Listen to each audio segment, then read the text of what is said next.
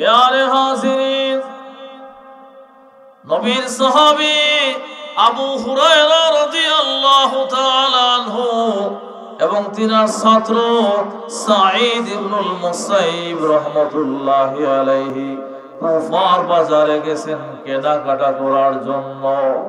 আহারে তাদের চিন্তা চেতনা কেমন ছিল! মসজিদে যাওয়ার পরে আমাদের আল্লাহর কথা স্মরণ হয় না, রাসূলের কথা স্মরণ হয় না, আখিরাতের কথা স্মরণ হয় না। মসজিদে যাওয়ার পরেও আমরা গীবত পর নিন্দার আড্ডা জমাই।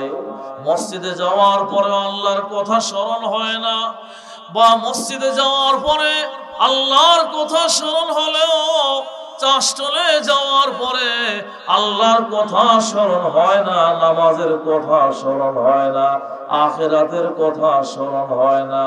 বাড়ি ঘরে মসজিদে অবস্থান করলে আখিরাতের কথা কিছুটা স্মরণ হলেও, আল্লাহ ও রাসূলের কথা কিছুটা স্মরণ হলেও, বাজারে গিয়ে ব্যবসা বাণিজ্যের ঝামেলায় পড়ার পর আর আখিরাতের কথা স্মরণ হয় না, হালাল হারামের ব্যবধানের কথা স্মরণে থাকে না, জবানের হেফাজতের গুরুত্ব থাকে না। নামাজ কালাম কিছুটা পড়লেও বিয়ে শাদীর ঝামেলায় পড়লে আর নামাজের কথা স্মরণ হয় না, আর রোজার কথা স্মরণ হয় না, হালাল হারামের কথা স্মরণ হয় না। নামাজ রোজা কিছুটা করলেও বিশ্বকাপ নামের বিশ্ব পাপ খেলার আয়োজনে ব্যস্ত হয়ে পড়লে আর নামাজের কথা স্মরণ হয় না, আল্লাহর হুকুম পালনের কথা স্মরণ হয় না। আমরা কেমন মুসলমান! আবু হুরায়রা রাদিয়াল্লাহু তাআলা আনহু এবং তিনার ছাত্র সাঈদ ইবনুল মুসাইয়িব রাহমাতুল্লাহি আলাইহি কুফার বাজারে গেছেন নামাজ পড়ার জন্য নয়, রোজা রাখার জন্য নয়। কুফার বাজারে গেছেন চিল্লার দাওয়াত নিয়ে নয়, কুফার বাজারে গেছেন কুরআনে কারীমের তিলাওয়াতের জন্য নয়, কুফার বাজারে গেছেন ওয়াজ করার জন্য নয়, ওয়াজ শোনার জন্য নয়।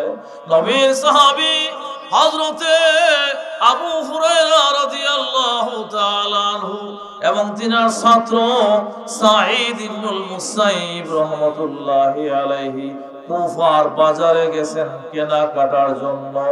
কেনাকাটা করতে করতে এক পর্যায়ে আবু হুরায়রা রাদিয়াল্লাহু তাআলা আনহু ছাত্র সাঈদ ইবনুল মুসাইয়িবের হাত ধরে বলেন, হে বাবা সাঈদ ইবনুল মুসাইয়িব, হে বাবা সাঈদ ইবনুল মুসাইয়িব, আজ আল্লাহ রাব্বুল আলামিন আমরা উস্তাদ ছাত্র দুইজনকে দুনিয়ার এক বাজারে জমা করেছেন।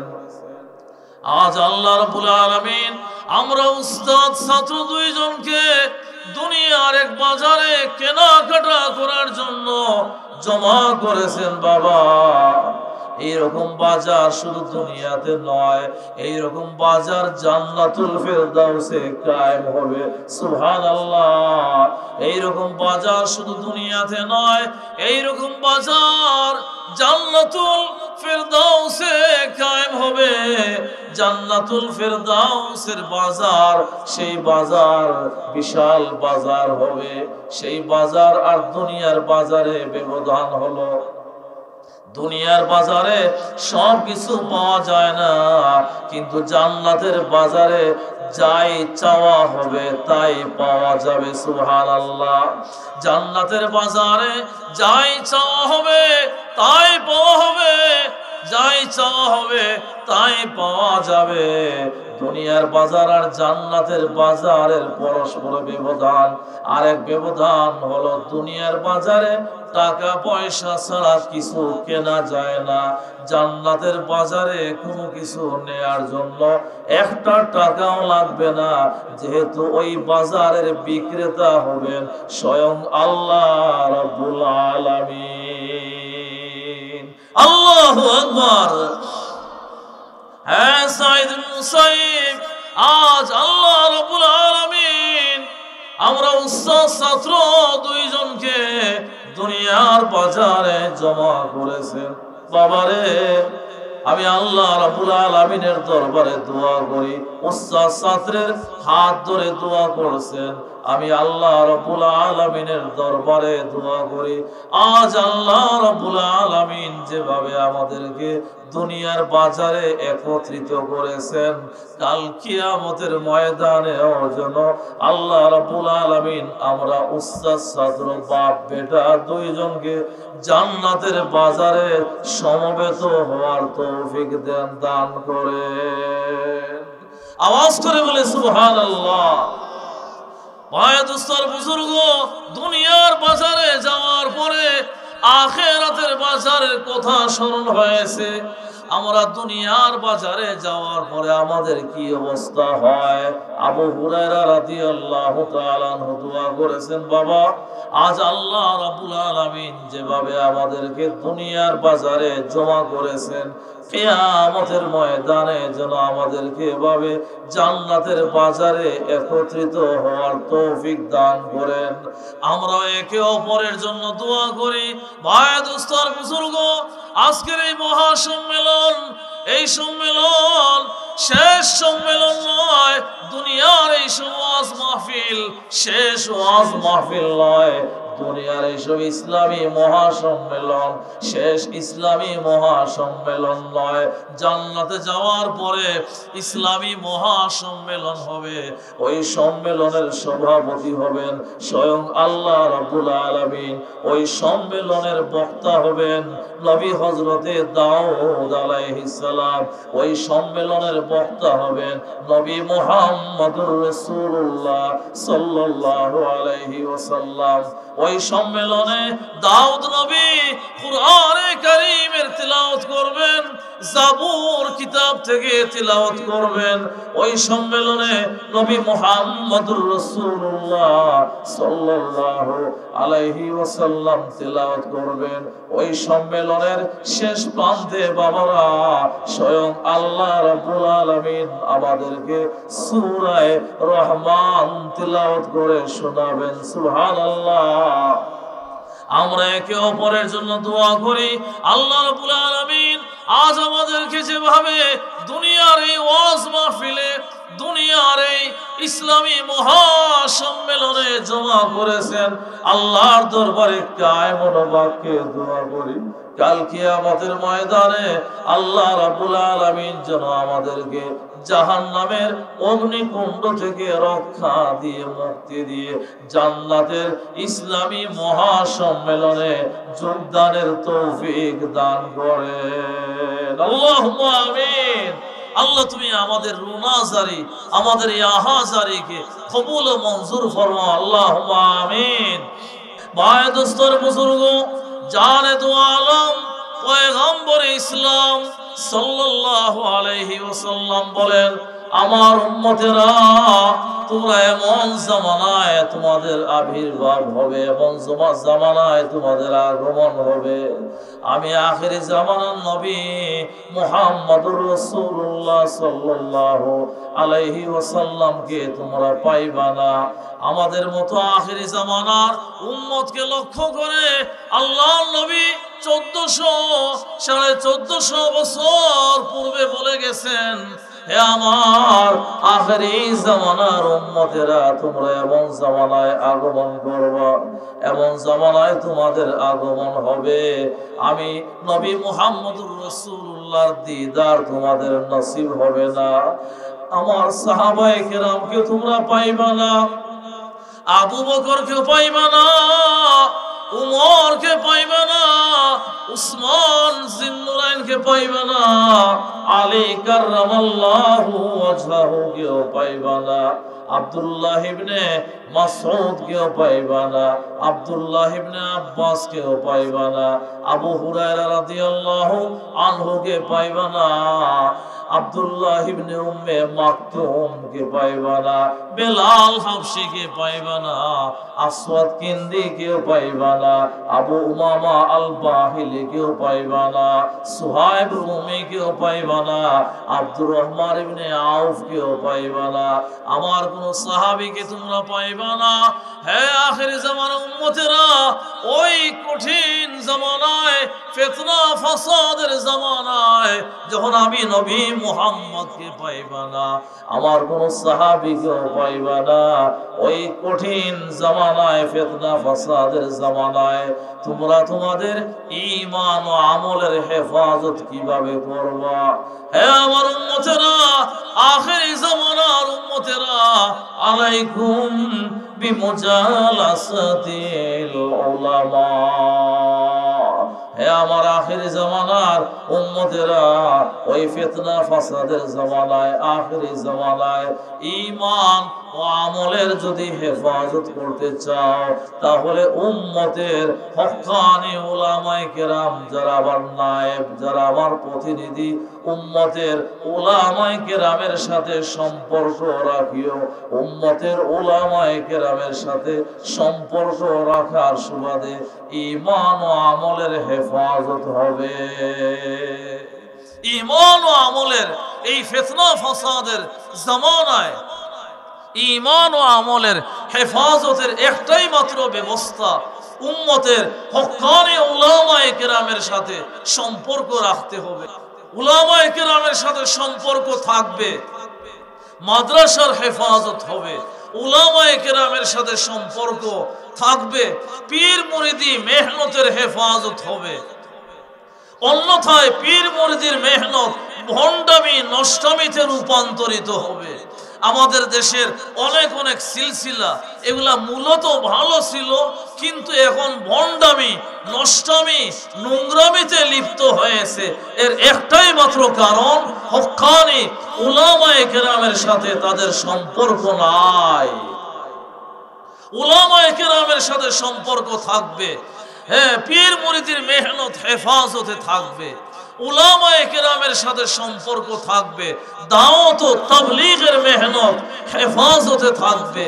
উলামায়ে কেরামের সাথে যদি সম্পর্ক না রেখে দাওয়াত ও তাবলীগের মেহনত করা হয়, তাবলীগী সাথীরা যদি এমন মেজাজের হয় যে আলেম উলামার নাম শুনলে সহ্য করতে পারে না, একমাত্র অটো আমিরের অন্ধ ভক্ত হয়েই তারা সময় পার করে, শত বুঝানোর পরেও তাদের মন মানসিকতা হলো আমরা সাদ সাহেবকে ছাড়তে পারবো না, সাদ সাহেব জাহান্নামে গেলে আমরাও জাহান্নামে যাব, তবু সাদ সাহেবকে ছাড়তে পারবো না।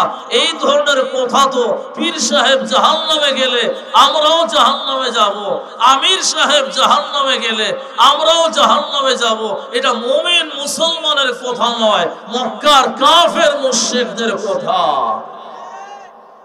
আলেম উলামাকে বাদ দিয়ে, আলেম উলামাকে পরিহার করে, আলেম উলামার বিদ্বেষ অন্তরে রেখে যে তাবলীগ করা হবে, এই তাবলীগ ইলিয়াস রহমতুল্লাহি আলাইহির তাবলীগ নয়, এই তাবলীগ ইসলামের তাবলীগ নয়, নিঃসন্দেহে এই তাবলীগ ইসরাইলের তাবলীগ।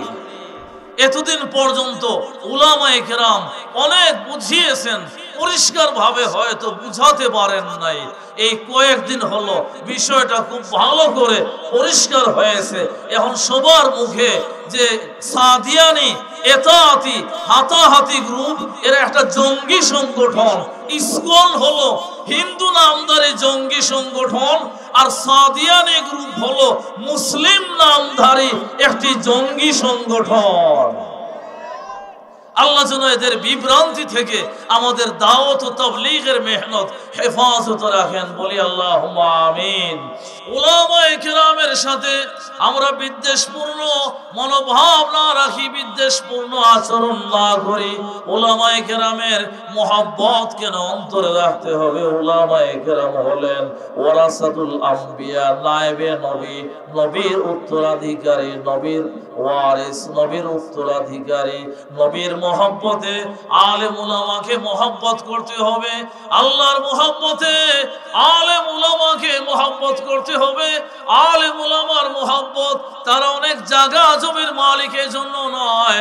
আলেম উলামার মহব্বত তারা অনেক লম্বা লম্বা বেতন পায় এজন্য নয়। আলেম উলামার মহব্বত যাদেরকে মহব্বত করলে ক্ষমতার আসনে পৌঁছা যাবে এজন্য নয়। আলেম উলামার মহব্বত একমাত্র আল্লাহর মহব্বতে, আলেম উলামার মহব্বত একমাত্র নবীজির মহব্বতে হয়। আলেম উলামাকে মহব্বত করতে হবে। হাদিসে রাসূলের আলোকে উলামায়ে কেরাম বলেন, যারা আলেম উলামার নাম শুনলে সহ্য করতে পারে না, আলেম উলামার চেহারা দেখলে গায়ে চুলকানি শুরু হয়ে যায়, আলেম উলামার নাম শুনলে সহ্য করতে পারে না, আলেম উলামার প্রতি বিদ্বেষপূর্ণ মনোভাব রাখে, এরা যতই তাহাজ্জুদ গুজার হোক না কেন, মারা যাওয়ার পরে তাদের চেহারা কিন্তু কিবলার দিকে থাকবে না। গজবের ফেরেশতারা লাথি মেরে মেরে চেহারাটাকে কিবলার দিক থেকে ফিরিয়ে দেবে। নাউজুবিল্লাহ, আওয়াজ করে বলি নাউজুবিল্লাহ।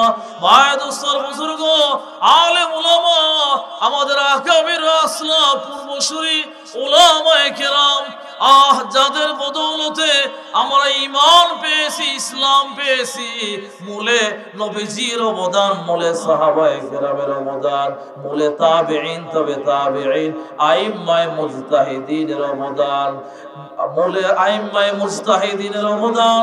তবে আমরা আমাদের নজরে পাই কাছাকাছি অতীত, নিকট অতীতের ইতিহাস সামনে রাখলে আমাদের নজরে পড়ে আমাদের আকাবির আসলাফ, আমাদের দেওবন্দি উলামায়ে কেরাম, আমাদের পূর্বসূরি উলামায়ে কেরাম, তাদের জীবন বিসর্জন আর কুরবানির ওসিলায়, চোখের পানির ওসিলায় আমরা দিন ধর্ম পেয়েছি। 1601-এ ব্রিটিশ বেনিয়া ইস্ট ইন্ডিয়া কোম্পানি নামে এই পাক ভারত উপমহাদেশে এসেছিল ব্যবসার নামে, সেবার নামে। তাদের হীন উদ্দেশ্য ছিল এই পাক ভারত উপমহাদেশের সম্পদ লুণ্ঠন করা আর সাধারণ মুসলমানদের ঈমান হরণ করা। সাধারণ মুসলমানদের ঈমান হরণ করার জন্য শত শত নয়, হাজার হাজার আলেম উলামাকে তারা শহীদ করে দেয়, হাজার হাজার মাদ্রাসা তারা ধ্বংস করে দেয়। ওই কঠিন মুহূর্তে আমাদের পূর্বসূরি উলামায়ে কেরাম নিজের জীবন বিসর্জন দিয়ে নিজে ইংরেজদের মোকাবেলা করেছেন। ইংরেজদের মোকাবেলায় জিহাদের ময়দানে উপনীত হয়েছেন। দীর্ঘদিন পর্যন্ত জিহাদ করতে করতে ইংরেজকে পাক ভারত উপমহাদেশ থেকে পালিয়ে যেতে বাধ্য করেছেন। শেষ পর্যন্ত এই শিয়ালের বাচ্চারা, লাল কুত্তা বাহিনী পাক ভারত উপমহাদেশের জমিন ছাড়তে বাধ্য হয়েছে। অত সহজে হয় নাই। আজ আমাদের পূর্বসূরি উলামায়ে কেরাম, দেওবন্দি উলামায়ে কেরাম তাদের জীবন বিসর্জনের ওসিলায়, তাদের কুরবানি আর চোখের পানির ওসিলায় আজ আমাদের মাথায় টুপি, গায়ে পাঞ্জাবি, আমাদের চেহারায় দাড়ি, আমরা মসজিদ পেয়েছি, মাদ্রাসা পেয়েছি। ওইসব আকাবির আসলাফ পূর্বসূরি উলামায়ে কেরামের রূহে পাকে সালাম ও শুকরের হাদিয়া জানায়। আমাদের পূর্বসূরি আলেম, পূর্বসূরি বড় একজন মহান ব্যক্তিত্ব হলেন আহমদ সারহিন্দি রহমতুল্লাহি আলাইহি। আজ আমরা যে ঈমান পেয়েছি, ইসলাম পেয়েছি, আমাদের মাথায় টুপি, চেহারায় দাড়ি, গায়ে পাঞ্জাবি, মসজিদ মাদ্রাসা পেয়েছি, আমাদের দিনদারি তাকওয়া পরহেজগারির পিছনে রয়েছে আহমদ সারহিন্দি রহমতুল্লাহি আলাইহির কুরবানি আর চোখের পানি। আমাদের দিনদারির মূলে রয়েছে শাহ সৈয়দ আহমদ শহীদ রহমতুল্লাহি আলাইহির কুরবানি আর চোখের পানি, আমাদের দিনদারির পিছনে রয়েছে শাহ ইসমাইল শহীদ রহমতুল্লাহি আলাইহির কুরবানি আর চোখের পানি, আমাদের দিনদারি আর তাকওয়া পরহেজগারির পিছনে রয়েছে বাবারা শাহ ওলিউল্লাহ মুহাদ্দিসে দেহলভী রহমতুল্লাহি আলাইহির কুরবানি আর চোখের পানি, আমাদের দিনদারির মূলে রয়েছে শাহ আব্দুল আজিজ মুহাদ্দিসে দেহলভী রহমতুল্লাহি আলাইহির কুরবানি আর চোখের পানি, আমাদের দিনদারির মূলে রয়েছে খাজা জানে জান রহমতুল্লাহি আলাইহির কুরবানি আর চোখের পানি, আমাদের দিনদারির পিছনে রয়েছে সাইয়্যিদুত তায়েফা হাজী ইমদাদুল্লাহ মুহাজির মাক্কি রহমতুল্লাহি আলাইহির কুরবানি আর চোখের পানি, আমাদের দিনদারির পিছনে রয়েছে হুজ্জাতুল ইসলাম কাসেম নানভী রহমতুল্লাহি আলাইহির কুরবানি আর চোখের পানি, আমাদের দিনদারির পিছনে রয়েছে শাইখ মাওলানা ইয়াকুব রহমতুল্লাহি আলাইহির কুরবানি আর চোখের পানি, আমাদের দিনদারি পিছনে রয়েছে ফকিহুন নফস ইমাম রব্বানি আবু হানিফা সানি রশিদ আহমদ গাঙ্গুহি রহমতুল্লাহি আলাইহির কুরবানি আর চোখের পানি, আমাদের দিনদারির মূলে রয়েছে হাকিমুল উম্মত মুজাদ্দিদে মিল্লাত আশরাফ আলী থানভী রহমতুল্লাহি আলাইহির কুরবানি আর চোখের পানি, আমাদের দিনদারি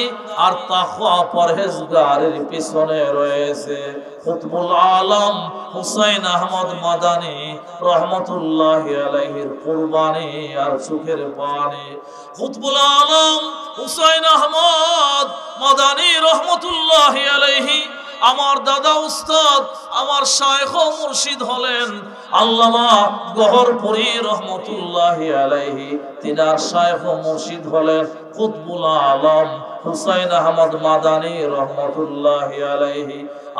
কুতুবুল আলম হুসাইন আহমদ মাদানী রহমতুল্লাহি আলাইহি ভারতের বড় বড় ইসলামী কনফারেন্সে রাত 12টা 1টা 2টা পর্যন্ত বয়ান দিয়ে দারুল উলুম দেওবন্দে এসে মসজিদে রশিদের মধ্যে তাহাজ্জুদের নামাজে দাঁড়াইতেন, তাহাজ্জুদের নামাজে দাঁড়াইয়া বাবারা তাহাজ্জুদের নামাজ পড়ে সিজদায় লুটে পড়ে কান্না শুরু করতেন।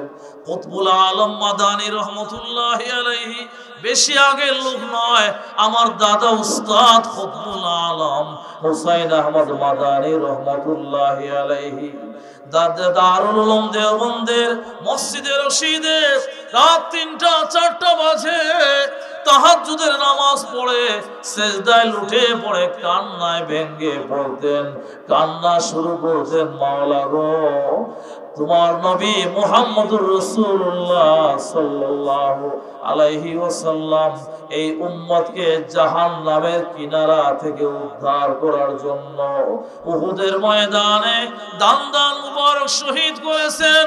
উহুদের ময়দানে মাথা দিয়ে তীর বল্লম পর্যন্ত ঢুকিয়েছেন। তায়েফের ময়দানে মাথা থেকে নিয়ে পা পর্যন্ত ক্ষত বিক্ষত হয়েছেন, রক্তে রঙিন হয়েছেন, কিন্তু আজ এই উম্মত নবীর সেই কুরবানি আর চোখের পানি স্মরণ করে না। আজ এই উম্মত জাহান্নামের দিকে চলে যাচ্ছে, শুধু তা নয় আজ এই উম্মত জাহান্নামে যাওয়ার প্রতিযোগিতায় লিপ্ত হয়েছে। হে মাওলা, নবী জীবনভর মৌতের আগ পর্যন্ত উম্মত নামাজ নামাজ, উম্মত নামাজ নামাজ, উম্মত নামাজ নামাজ। আল্লাহর নবী এভাবে মৌতের আগ পর্যন্ত উম্মত উম্মত ডেকে ডেকে নামাজের দাওয়াত দিয়ে গেছেন। আজ উম্মত 5 ওয়াক্ত নামাজের ইহতিমাম করে না, নামাজ না পড়ে, রোজা না রেখে, হালাল হারামের ব্যবধান না করে জাহান্নামের কিনারায় দাঁড়িয়ে আছে গো মাওলা। কুতুবুল আলম মাদানী এইসব কথা বলে বলে সেজদায় লুটে পড়ে, এইসব কথা বলে বলে কান্না করতেন, মাওলা গো আমার নবীর একটা উম্মত যেন কাল কিয়ামতের ময়দানে জাহান্নামের আসামি হয়ে না দাঁড়ায়। ভাই দোস্তর বুজুর্গ, আমাদের দিনদারি আর তাকওয়া পরহেজগারির পিছনে রয়েছে কুতুবুল আলম হুসাইন আহমদ মাদানী রহমতুল্লাহি আলাইহির কুরবানি আর চোখের পানি। আমাদের দিনদারি আর তাকওয়া পরহেজগারির পিছনে রয়েছে মুবাল্লিগে ইসলাম মাওলানা ইলিয়াস রহমতুল্লাহি আলাইহির কুরবানি আর চোখের পানি। লাথি খাওয়ার পরেও, কিল ঘুষি খাওয়ার পরেও ইলিয়াস রহমতুল্লাহি আলাইহি সন্ত্রাসী উগ্র মেজাজি যুবকদেরকে আবার দাওয়াত দিতে গেছেন। লাথি খাওয়ার পরেও, কিল ঘুষি খাওয়ার পরেও ইলিয়াস রহমতুল্লাহি আলাইহি উগ্র মেজাজি যুবকদেরকে আবার দাওয়াত দিতে গেছেন। যুবকেরা বলে, হে মৌলভী, তোমার কি হায়া শরম বলতে কিছু নাই? কিছুক্ষণ আগে আমরা তোমাকে লাথি মারলাম, ঘুষি মারলাম, আবার তুমি আমাদেরকে মসজিদে নেয়ার জন্য এসেছো, তোমার কি হায়া শরম নাই?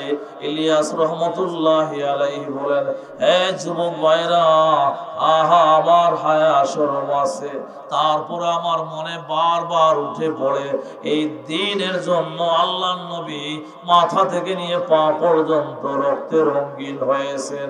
আমি যদি এই সব যুবকদের কিল ঘুষি খেয়ে দাওয়াত দেয়া বাদ দিয়ে দেই, কাল কিয়ামতের ময়দানে আমি নবীর উম্মত বলে কিভাবে দাবি করব? ইলিয়াস রহমতুল্লাহি আলাইহি এভাবে নিজের জীবন বিসর্জন দিয়ে, এভাবে নিজের জীবন কুরবানি করে উলামায়ে কেরামের পরামর্শ নিয়ে নিয়ে দাওয়াত ও তাবলীগের মেহনত আমাদের কাছে আমানত রেখে গেছেন। আজ আমাদের দিনদারি, তাকওয়া, পরহেজগারি এর পিছনে রয়েছে মুবাল্লিগে ইসলাম মাওলানা ইলিয়াস রহমতুল্লাহি আলাইহির কুরবানি আর চোখের পানি। ইন্তেকালের 3 দিন আগে থেকে একটানা কান্না করছেন। এতদিন মেহনত করে, মুজাহাদা করে, সাধনা করে, এতদিন মেহনত করে, সাধনা করে দাওয়াত তাবলীগের মেহনত রেখে গেলাম, আমি দুনিয়া থেকে চলে যাওয়ার পরে দাওয়াত তাবলীগের কি উপায় হবে? দাওয়াত তাবলীগের এই মেহনতের কি দশা ঘটবে? ইন্তেকালের 3 দিন আগে থেকে একেবারে দুর্বল, স্বাস্থ্যগত দিক দিয়ে আগে থেকেই তিনি একেবারে দুর্বল ছিলেন। ইন্তেকালের 3 দিন পূর্বে মনে হচ্ছে যেন সাকরাত শুরু হয়ে গেছে। মাঝে মধ্যে একটু হুঁশ ফিরে আসে, কান্না জড়িত কণ্ঠে কথা একটাই, এতদিন পর্যন্ত কালেমার দাওয়াত, 6 উসুলের দাওয়াত, দাওয়াত ও তাবলীগের মেহনত, এত মুজাহাদা, এত সাধনা করে এই মেহনতকে রেখে গেলাম। আমি হয়তো আর বেশি দিন দুনিয়ার বুকে থাকবো না, আমি হয়তো আর বেশি দিন দুনিয়ার বুকে থাকবো না, আমার হায়াতের আলো নিভে যাবে, আমার হয়তো অল্পক্ষণের মধ্যে আমার জীবনের বিদায়ী ঘন্টা বেজে উঠবে। আমি দুনিয়া থেকে চলে যাওয়ার পরে দাওয়াত ও তাবলীগের এই মেহনত এর কি দশা ঘটবে? পাকিস্তান থেকে, পাকিস্তানের মুফতি আজম পাকিস্তান মুফতি শফি রহমতুল্লাহি আলাইহি, মুফতি আজম পাকিস্তান মুফতি শফি রহমতুল্লাহি আলাইহি, যিনি বর্তমান বিশ্বের সবচেয়ে বড় আলেম, আল্লামা তাকি উসমানী দামাত বারাকাতুহুল আলিয়ার বাবা, যিনি তাফসিরে মারিফুল কোরআন 8 খণ্ডের তাফসিরে মারিফুল কোরআন যিনি লিখে গেছেন, পাকিস্তানের সবচেয়ে বড় মুফতি ছিলেন মুফতি আজম পাকিস্তান মুফতি শফি রহমতুল্লাহি আলাইহি। পাকিস্তান থেকে মেওয়াতে ইলিয়াস রহমতুল্লাহি আলাইহির খেদমতে গেছেন তিনাকে দেখার জন্য, তিনাকে সান্ত্বনা দেওয়ার জন্য। মুফতি শফি রহমতুল্লাহি আলাইহি ইলিয়াস রহমতুল্লাহি আলাইহিকে গিয়ে বলেন, হে মাওলানা ইলিয়াস, কেন আপনি এত পেরেশান, কেন কান্নায় ভেঙে পড়লেন? সারা জীবন মাদ্রাসায় তালিম ও তারবিয়তের খেদমত আঞ্জাম দিয়েছেন, দারুল উলুম দেওবন্দের আসাতিজা কেরামের পরামর্শের ভিত্তিতে আপনি এই পর্যন্ত দাওয়াত ও তাবলীগের মেহনত, আম্বিয়া আলাইহিমুস সালামের এই মুর্দা মেহনতকে আপনি জিন্দা করেছেন। এই মেহনতই তো আপনার নাজাতের জরিয়া হয়ে যাবে। আপনি কেন এত পেরেশান, আপনি কেন এত ব্যাকুল হয়ে পড়লেন? ইলিয়াস রহমতুল্লাহি আলাইহি বলেন, আমি তো এইসব দাওয়াত ও তাবলীগের সাথীদেরকে মসজিদ পর্যন্ত নিয়ে এসে আমি দ্বীন ও শরীয়তের কিছুই শিখাতে পারি নাই, শুধু একটা তলব পয়দা করেছি, একটা আগ্রহ পয়দা করে দিয়েছি। এখন যদি তারা হক্কানি উলামায়ে কেরামের সাথে সম্পর্ক রাখে, হক্কানি উলামায়ে কেরামের সাথে যদি তারা সম্পর্ক রাখে, তাহলে দাওয়াত ও তাবলীগের মেহনতের হেফাজত হবে, তাদের ঈমানের উন্নতি হবে, তাদের আমলের উন্নতি হবে। কিন্তু আমার পেরেশানি হলো, এইসব সাধারণ মানুষেরা এক দুই চিল্লা তিন চিল্লা দিয়ে যদি নিজেকেই বড় হুজুর ভাবা শুরু করে, আমি 3 চিল্লা দিয়েছি, বিদেশ সফর করেছি, আমি কেন আর আলেম উলামার দরবারে যাব? আলেম উলামার মোটেও প্রয়োজন নাই। যদি এরা আলেম উলামা থেকে দূরে সরে যায়, তাহলে এই তাবলীগ ইসলামের তাবলীগ হবে না, এই তাবলীগ হেদায়েতের তাবলীগ হবে না। এই তাবলীগের মাধ্যমে বিভ্রান্তি তৈরি হবে, এই তাবলীগের মাধ্যমে গুমরাহির ফয়সালা হবে। এজন্য আমি পেরেশান, অস্থির। মুফতি শফি রহমতুল্লাহি আলাইহি বললেন, হে মাওলানা ইলিয়াস, পেরেশানি কিছু নাই। আপনার এই মেহনত হলো মুখলেসানা মেহনত, আপনার এই মেহনত ইখলাস পূর্ণ মেহনত, আপনার এই ইখলাস পূর্ণ মেহনত বৃথা যাবে না, বিফলে যাবে না। আমি ওয়াদা করলাম, আমি আমার জীবদ্দশায় আমি দাওয়াত ও তাবলীগের সাথীদের সহযোগিতা করব, উলামায়ে কেরামকে বলবো দাওয়াত ও তাবলীগের সাথীদেরকে কাছে রাখার জন্য, দাওয়াত ও তাবলীগের সাধারণ সাথীদেরকে বলবো নিজেদেরকে যথেষ্ট মনে না করিয়া হক্কানি উলামায়ে কেরামের সাথে সম্পর্ক রাখার জন্য। এভাবে যদি দাওয়াত ও তাবলীগের সাধারণ সাথীরা হক্কানি উলামায়ে কেরামের সাথে সম্পর্ক রাখেন, আর হক্কানি উলামায়ে কেরামও মাঝে মধ্যে হলেও দাওয়াত ও তাবলীগের ময়দানের নিগরানি করেন, আল্লাহর মেহেরবানিতে আপনার এই ইখলাস পূর্ণ মেহনত কেউ কিছু করতে পারবে না, কিয়ামত পর্যন্ত জারি থাকবে। ইলিয়াস রহমতুল্লাহি আলাইহির এই যে কান্না, এই কান্না তো 1400 বছর আগের কান্না। ভাই দোস্তর বুজুর্গ, নবীর সাহাবী হযরতে আবু যর গফারি রাদিয়াল্লাহু তাআলা আনহু নবীজির ইন্তেকালের পরে নবীজির রওজা শরীফের কিনারায় বসে, নবীজির রওজা শরীফের পাশে বসে বাবারা মাথা নিচের দিকে দিয়ে ছোট্ট বাচ্চাদের মতো হাউমাউ করে কাঁদছেন। আবু যর গফারি ছোট্ট বাচ্চাদের মতো কাঁদছেন। অন্যান্য সাহাবীরা জিজ্ঞেস করেন, হে আবু যর গফারি, হে আবু যর গফারি, তোমার কি হলো?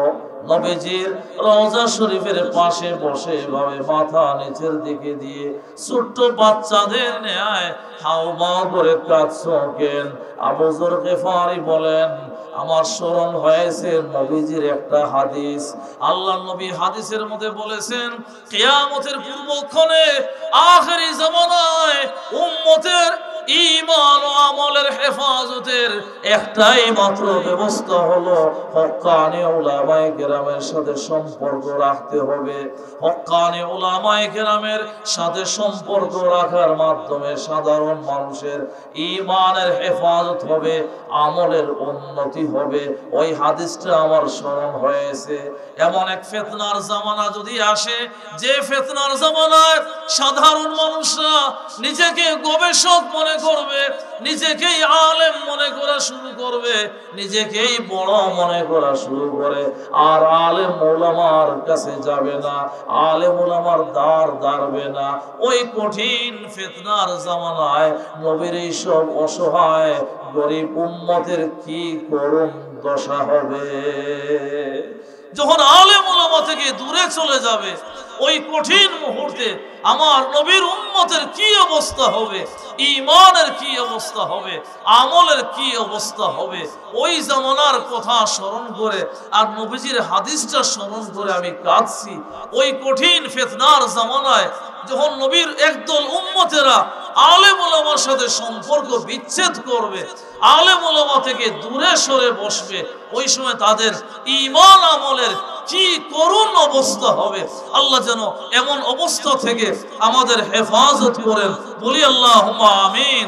আসুন আমরা হক্কানি উলামায়ে কেরামের পরামর্শ, দিক নির্দেশনা গ্রহণ করে নিজেকে আশিকে কুরআন বানাই। আজকের মাহফিলটা হলো ফুরকানিয়া মক্তব, কুরআনে কারীমের মক্তবের উদ্যোগে মাহফিল। আসুন আমরা এই মক্তব সামনে রেখে, কুরআনের তালিম গাহকে সামনে রেখে আমরা সত্যিকার আশিকে কুরআন হওয়ার চেষ্টা করি। ভাই দোস্তর বুজুর্গ, আশিকে কুরআন ব্যানারের মাধ্যমে হওয়া যায় না, আশিকে কুরআন ওয়াল ডাইটিং এর মাধ্যমে হওয়া যায় না। অনেকে তো ওয়ালের মধ্যে বড় বড় করে লিখে রাখে বিশ্ব আশিকে রাসূল অমুক বাগী, বিশ্ব আশিকে রাসূল অমুক পড়ি, কিন্তু সে নামাজও পড়ে না, রোজাও রাখে না, পর্দা পালন করে না, মদ গাঁজা ছাড়া জিকিরের আড্ডা জমে না।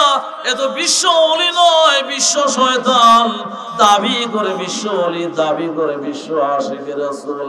না না না, ওয়াল ডাইটিং এর মাধ্যমে বিশ্ব ওলি হওয়া যায় না, ওয়াল ডাইটিং এর মাধ্যমে বিশ্ব আশিকে রাসূল হওয়া যায় না, ওয়াল ডাইটিং এর মাধ্যমে, ব্যানারের মাধ্যমে, মাইকিং এর মাধ্যমে আশিকে কুরআন হওয়া যায় না। আশিকে কুরআন ছিলেন নবীর সাহাবায়ে কেরাম, আশিকে কুরআন ছিলেন তাবিঈন, তবে তাবিঈন, আইম্মায়ে মুজতাহিদিন। আশিকে কুরআন ছিলেন ইমাম আবু হানিফা রাহমাতুল্লাহি আলাইহি। আমি কেমন মুসলমান কুরআনে কারীমের তিলাওয়াত জানি না, কুরআনে কারীমের তিলাওয়াত জানি না, আমি কেমন মুসলমান? অথবা তিলাওয়াত জানি, মাসের পর মাস যায়, বছরের পর বছর যায়, একটা দিনও আমি আল্লাহর কালাম কোরআনে হাকিমের তিলাওয়াত করি না। আমি কেমন মুসলমান? আমি কেমন মুসলমান? প্রতিদিন ড্রামা ডাইজেস্ট এগুলো ঘাটাঘাটি না করা পর্যন্ত, অনলাইনে পত্র পত্রিকা না দেখা পর্যন্ত, টাচ মোবাইল শরীফ না দেখা পর্যন্ত আমার আরামের ঘুম যেন হারাম হয়ে যায়, আমার ডিউটি পালন করা যেন সম্ভব হয় না, লেখাপড়া নষ্ট হয়ে যায়। প্রতিদিন ড্রামা ডাইজেস্ট, উপন্যাস আমাকে দেখতেই হয়, জাতীয় পত্র পত্রিকা অবশ্যই দেখতে হয়, অন্যথায় চাকুরি স্থলের ডিউটি দুর্বল হয়ে পড়ে। আমার কি অবস্থা? এগুলোর জন্য আমি এত পেরেশান, এত অস্থির। প্রতিদিন টিভি টেলিভিশন অন না করা পর্যন্ত আমার আরামের ঘুম যেন হারাম হয়ে যায়। কিন্তু ঘরের টেবিলের উপরে, টেস্টর ডয়ারের উপরে, ক্যাবিনেটের উপরে, শোকেসের উপরে, সানসেটের উপরে আল্লাহর কালাম কুরআনে হাকিম রাখা। মাসের পর মাস যায়, বছরের পর বছর যায়, মাসের পর মাস যায়, বছরের পর বছর যায়, আমি একটা দিনও আল্লাহর কালাম কোরআনে হাকিম তিলাওয়াত করি না, তিলাওয়াত জানি না। তাহলে যারা তিলাওয়াত করছে পানিয়াবাড়ি মক্তবে ছোট্ট বাচ্চাদের কাছে গিয়ে বসি বাগমাটি মাদ্রাসায়, আলিমপুর মাদ্রাসায়, দলডুব মাদ্রাসায় ছোট্ট বাচ্চাদের কাছে গিয়ে বসি। কোরআনে কারীম তিলাওয়াত করলে যে পরিমাণ সওয়াব পাওয়া যায়, কোরআনে কারীম তিলাওয়াত শুনলেও সেই পরিমাণ সওয়াব পাওয়া যায়। মহব্বতের নজরে কোরআনে কারীমের দিকে তাকাইলে সওয়াব লেখা হয়, মহব্বতের সাথে কোরআনে কারীম সিনায় লাগাইলে সওয়াব হয়, মহব্বতের সাথে কোরআনে কারীমের মধ্যে চুমো খাইলেও সওয়াব হয়, মহব্বতের সাথে আল্লাহর কালাম কোরআনে হাকিম মাথার উপরে রাখলেও সওয়াব হয়।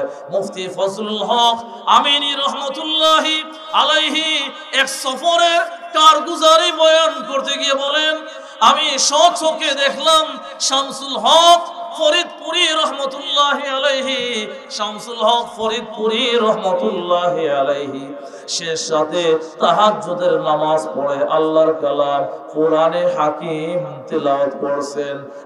আমার মহব্বত হলো টাচ মোবাইলের, আমার অন্তরে মহব্বত হলো আইফোনের, আমার অন্তরে মহব্বত হলো অ্যান্ড্রয়েড সেটের, আমার অন্তরে মহব্বত হলো শুধু গেদির মায়ের। কিন্তু আল্লাহর ওলি তাদের অবস্থা কেমন ছিল? মুফতি আমিনী রহমতুল্লাহি আলাইহি বলেন, আমি সফরে শামসুল হক ফরিদপুরি রহমতুল্লাহি আলাইহির সাথে ছিলাম, শেষ সাথে দেখলাম আল্লাহর ওলি তাহাজ্জুদের নামাজ পড়ে আল্লাহর কালাম কোরআনে হাকিম অনেকক্ষণ পর্যন্ত তিলাওয়াত সাথে ফিরিয়ে নে আল্লাহ রাব্বুল আলামিন তার চক্ষুদ্বয়ের মধ্যে কিয়ামতের ময়দানে এমন নূর পয়দা করে দিবেন, এমন নূর পয়দা করে দিবেন যে নূরের দ্বারা আমার উম্মত হাজার হাজার মাইল দূরে থেকে জান্নাতের বালাখানা দেখতে পাবে। আওয়াজ করে বলে সুবহানাল্লাহ। সাধারণ কোনো কামরা নয়, দুনিয়ার কোথাও নাফরমানি করা যাবে না, দুনিয়ার কোথাও গুনাহ খাতা অন্যায় অপরাধে লিপ্ত হওয়া যাবে না, দুনিয়ার কোথাও দুনিয়ার কোন জমিনে আমার আল্লাহ রাব্বুল আলামিনকে নারাজ করা যাবে না, নাফরমানির কাজে লিপ্ত হওয়া যাবে না। তবে হে বাবা, এই যে কামরা, এই কামরাতে আরো বেশি থেকে বেশি সতর্ক থাকা লাগবে। বাবারে, কেন বললাম তোমাকে এই কামরাটা সাধারণ কোনো কামরা নয়। এই কামরায় বসে বসে আমি এ পর্যন্ত একবার দুবার নয়, শতবার নয়, সর্বমোট ৬০০০ বার কোরআনে কারীমের খতম দিয়েছি। আল্লাহু আকবার, আওয়াজ করে বলি আল্লাহু আকবার। সারা জীবনে ৬ বারও হয়তো আমার হয় না। ইমাম আবু হানিফা রহমতুল্লাহি আলাইহি এক কামরায় বসে কতবার? ৬০০০ বার কুরআনে কারীমের খতম দিয়েছেন।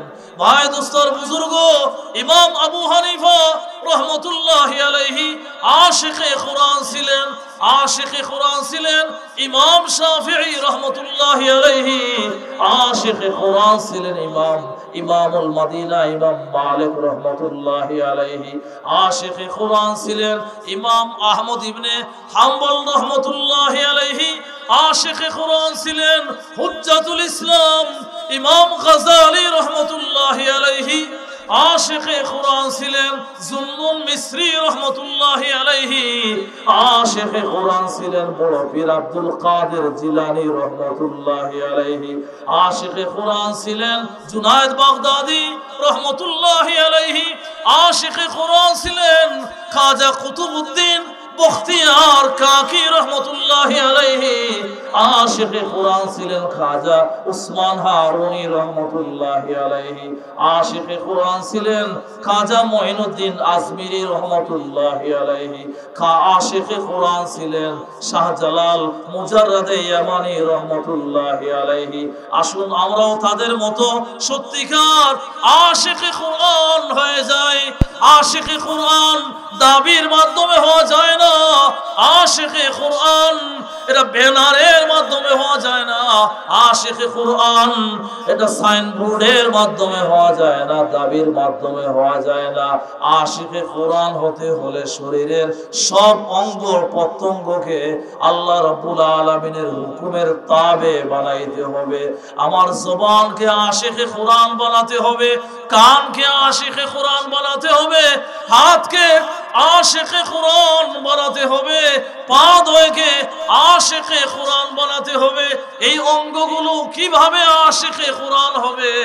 আমার জবান মিথ্যা কথা বলে না, গীবত করে না, আল্লাহর ভয়ে, জাহান্নামের আযাব গজবের ভয়ে মিথ্যা বলে না, গীবত করে না, চুগলখুরি করে না। আমার জবান হারাম মালের স্বাদ ভোগ করে না। তাহলে আল্লাহর মেহেরবানিতে বলা যায় আমার জবানটা হলো আশিকে কুরআন।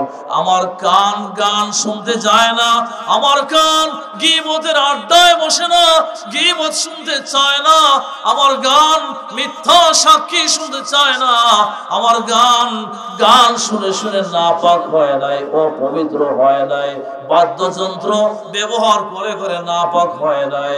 তাহলে বলা যায় আমার কান দয় হলো, কর্ণদয় হলো আশিকে কুরআন। আমার চক্ষুদয় আশিকে কুরআন কিভাবে? আমার এই চক্ষুদয় সিনেমার দিকে তাকায় না, অশ্লীলতা বেহায়াপনার ছবি ফিল্মের দিকে তাকায় না, পর নারীর দিকে তাকায় না, নারীর চেহারা পর পুরুষের দিকে তাকায় না, অশ্লীলতা বেহায়াপনার ছবি ফিল্মের দিকে তাকায় না, পকেট সিনেমা, হাত সিনেমা, বালিশের তলের সিনেমা, এই সিনেমা দেখে দেখে এই চক্ষুদয় অপবিত্র হয় না, নষ্ট হয় না। তাহলে বলা যায় আমার চক্ষুদয় আল্লাহর মেহেরবানিতে আশিকে কুরআন। আমার হাত দয় আশিকে কুরআন কিভাবে? আমার হাত দয় আশিকে কুরআন। আমার এই হাত দয় চুরি করে না, ডাকাতি করে না, ছিনতাই রাহাজানি করে না। আমার এই হাত দয় কারো গাছের আম কাঁঠাল ইত্যাদি অনুমতি ছাড়া নেয় না। আল্লাহর ভয়ে, জাহান্নামের আযাব গজবের ভয়ে যে এক টাকা হারাম মাল খাইলে শত শত বছর জাহান্নামের অগ্নিকুণ্ডে জ্বলতে হবে।